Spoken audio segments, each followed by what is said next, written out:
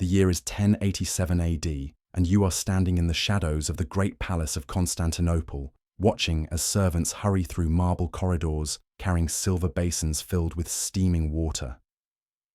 The air is thick with incense and the metallic scent of heated iron. But beneath these familiar palace odors lurks something else, something that makes your stomach clench with dread. Through the heavy bronze doors, you can hear the sound of men arguing in hushed, urgent tones, their voices rising and falling like waves against stone. What you are about to witness will reveal the brutal reality behind the glittering facade of Byzantine power, a punishment so savage that it will haunt the imperial court for generations. Before diving into this forgotten tale of imperial cruelty and political survival, if you enjoy uncovering the darker truths of history, consider hitting that like button and subscribing for more content like this. And please comment below to let me know where you're listening from. I find it incredible that we're exploring these ancient stories together from different parts of the world, connected across time and space by our shared fascination with the past. The Byzantine Empire of the 11th century was a world where purple silk and golden crowns concealed daggers dripping with blood, where brothers murdered brothers for the right to wear the imperial diadem, and where the most heinous tortures were carried out in rooms decorated with angels and saints. This was not a civilization for the weak of heart. It was a realm where survival demanded cunning, ruthlessness, and an iron stomach for the unspeakable acts that power required. The story you are about to hear takes place in this world of beautiful brutality, where even princes were not safe from the most horrific punishments imaginable. Our tale begins with Prince Nikephoros Botaniates, a name that would become synonymous with one of the most gruesome acts of political vengeance in Byzantine history.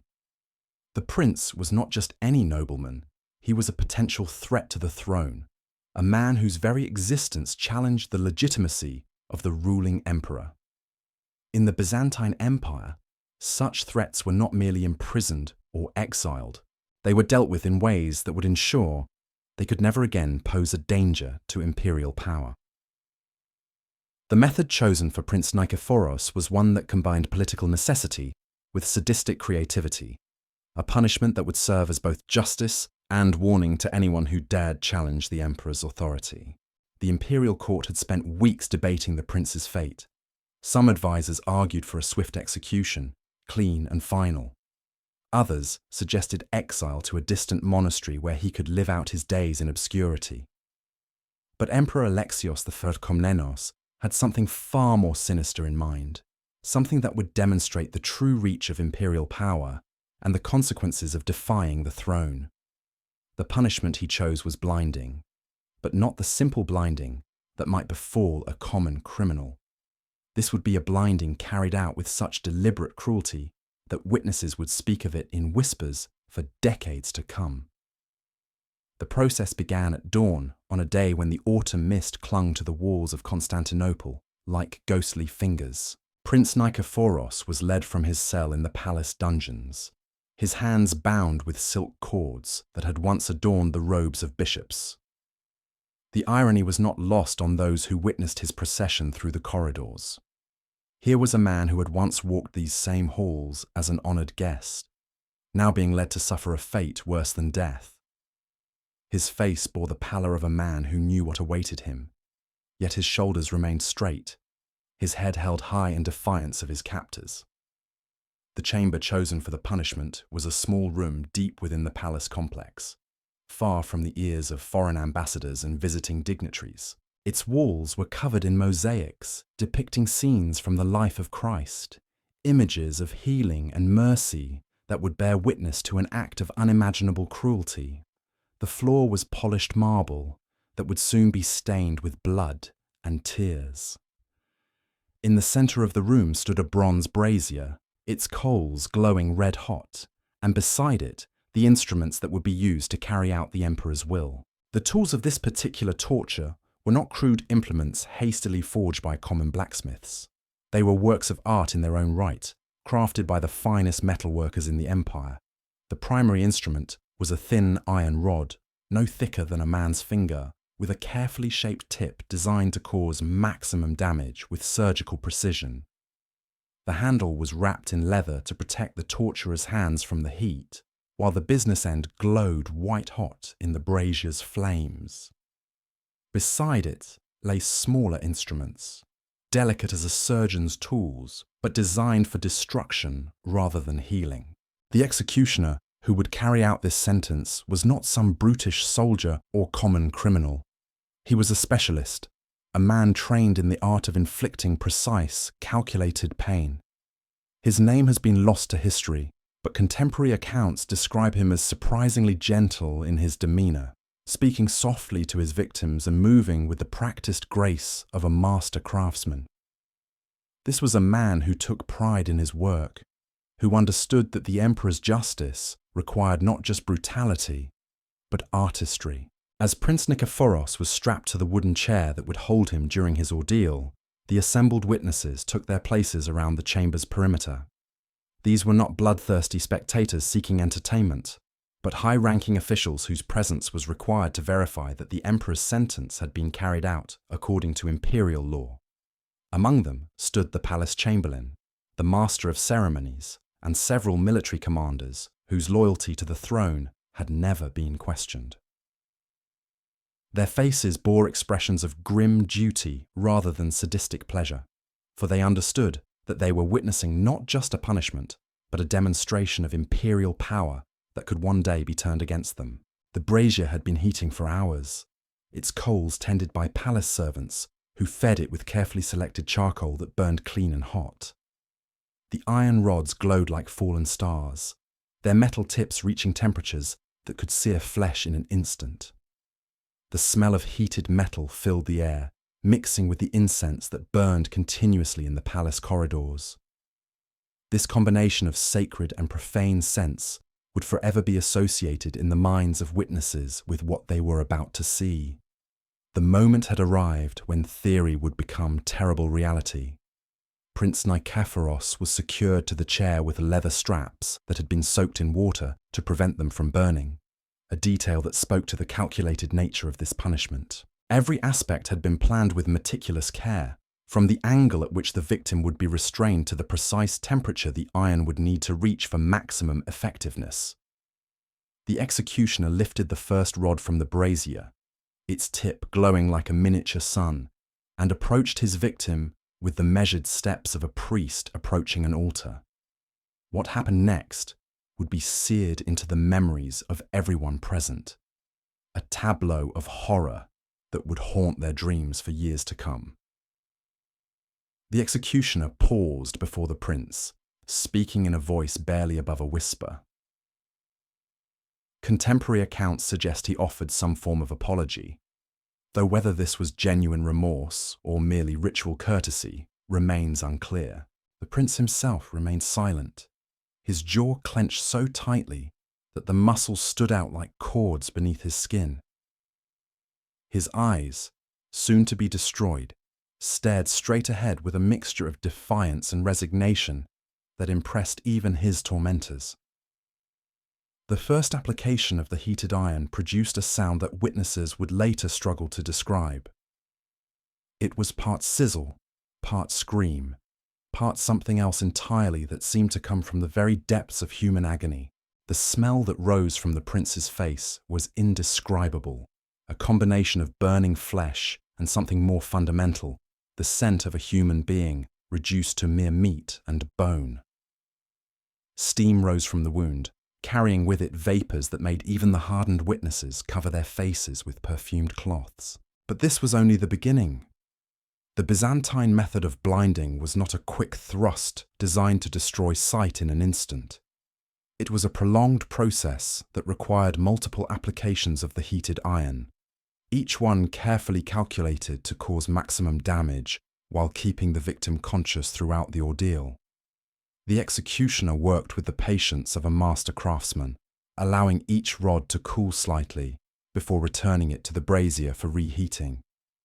This gave the victim time to fully experience each wave of agony, to understand that this was not a nightmare from which he would wake, but a new reality he would carry with him for the rest of his days. The prince's restraint finally broke during the third application of the iron. His screams echoed through the chamber and beyond, penetrating the thick stone walls and reaching the ears of servants and courtiers throughout that section of the palace. Those who heard these sounds would later claim they could identify the voice of ultimate human suffering, a sound that transcended language and culture to speak directly to the most primitive parts of the human brain. Some of the witnesses in the chamber began to show signs of distress, shifting uncomfortably in their positions and avoiding direct sight of what was taking place before them. The physical effects of the torture extended far beyond the obvious damage to the prince's eyes. The intense heat caused his facial muscles to contract involuntarily, creating a rictus of pain that transformed his features into something barely recognizable as human. Sweat poured from his body despite the coolness of the stone chamber, soaking through his silk garments and pooling on the marble floor beneath his chair. His breathing became ragged and desperate, punctuated by involuntary gasps and moans that seemed to come from somewhere deep within his chest. See, the executioner's technique revealed years of practice and refinement. He knew exactly how to angle the iron to cause the most damage, how long to hold it in place for maximum effect, and when to pause to prevent his victim from losing consciousness prematurely. This was not random brutality, but calculated torture, designed to achieve specific political and psychological objectives. Each movement was deliberate, each application of heat measured to produce the desired result, without allowing the mercy of unconsciousness to intervene. As the procedure continued, the assembled witnesses began to understand the true horror of what they were observing. This was not simply the destruction of a man's sight, but the systematic dismantling of his humanity. The prince who had entered this chamber as a potential threat to the throne was being transformed into something else entirely, a living symbol of imperial power and the consequences of defying it. The message was clear to everyone present. This fate awaited anyone who dared challenge the emperor's authority. The chamber itself seemed to absorb the horror of what was taking place within its walls. The beautiful mosaics that decorated the ceiling and walls became silent witnesses to an act that would stain their beauty forever. The polished marble floor, once a symbol of imperial wealth and refinement, was now marked with the physical evidence of human suffering. Even the incense that burned continuously throughout the palace could not mask the smell of burning flesh that permeated every corner of the room. The psychological impact on the witnesses was almost as profound as the physical impact on the victim. Several of the officials present would later report nightmares and an inability to eat meat for weeks following the event. The palace chamberlain, a man who had witnessed countless executions and tortures throughout his career, was seen to pale visibly during the proceedings. Even the military commanders, hardened by years of warfare and violence, found themselves struggling to maintain their composure in the face of such deliberate cruelty. When the iron finally cooled for the last time and the executioner stepped back from his grisly work, Prince Nikephoros Botaniates had been transformed from a threat to the throne into a living monument to imperial power. The man who had once gazed upon the golden domes of Constantinople with ambitious eyes would never see light again, condemned to navigate the remainder of his days in eternal darkness. His screams had fallen silent, replaced by the ragged breathing of a broken man whose defiance had been seared away along with his sight. The witnesses filed from that blood-stained chamber, carrying with them a story that would spread through the corridors of power like wildfire.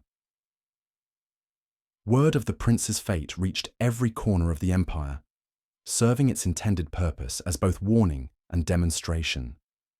No potential usurper would ever again underestimate the emperor's willingness to employ the most horrific punishments available to maintain his grip on power. In the centuries that followed, the Byzantine Empire would fall to conquest and time, its palaces reduced to ruins, and its emperors forgotten by all but historians. Yet the story of Prince Nikephoros and his terrible punishment endures, a reminder of the brutal realities that lurked beneath the silken gold of imperial glory. It speaks to the depths of cruelty that human beings are capable of inflicting upon one another when power and survival are at stake. The next time you see those glittering Byzantine mosaics in a museum or read about the glory of Constantinople in a history book, remember that behind every crown lies a shadow, and within every palace echo the screams of those who dared to dream of wearing it themselves.